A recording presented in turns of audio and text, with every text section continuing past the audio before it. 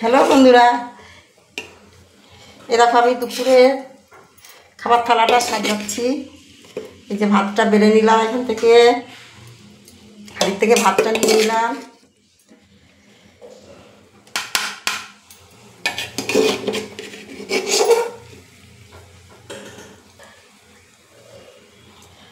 দেখো তোমাদের ওখানে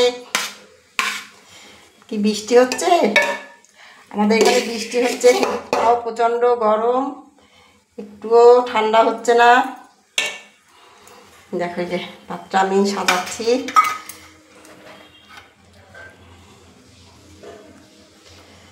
দেখো ভাতটা বেড়ে নিলাম।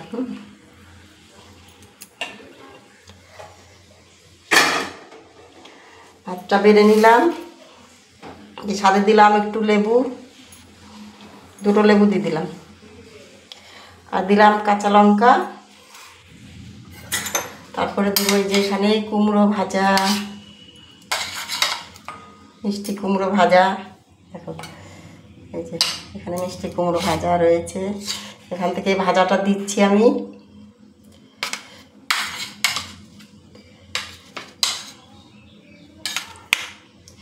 তারপরে দেব শাক ভাজা। দেখো শাক ভাজাটা, এটা কালকের শাক, এটা কালকের শাক ছিল, শাক ভাজা ছিল।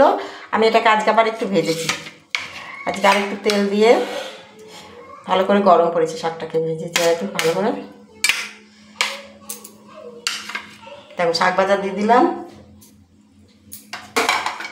তারপরে দেবো হচ্ছে এই দেখো উচ্ছে ভাজা, এ দেখো উচ্ছে ভাজাটা দিচ্ছি। আজকে উচ্ছেটা একটু বেশি ভাজা হয়ে গেছে, যেটুকু উচ্ছে ছিল সবটাই কেটে দিয়ে দিয়েছি।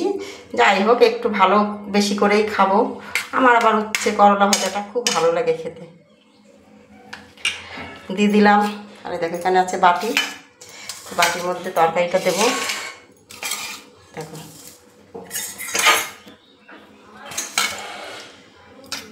এই যে যেটা আমি পটল চিড়ে আলু দিয়ে রসা রসা করেছি।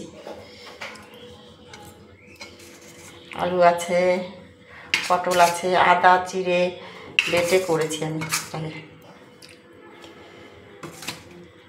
আমি ডিমটা 4 পিস দিয়ে দেবো।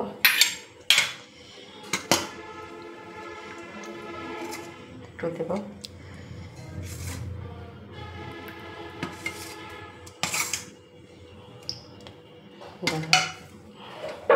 এই দিয়ে দিলাম থালার পাশে।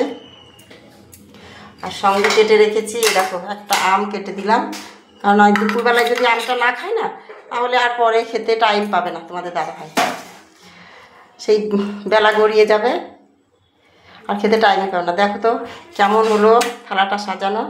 দেখো আমটাও দিয়ে দিলাম। এই যে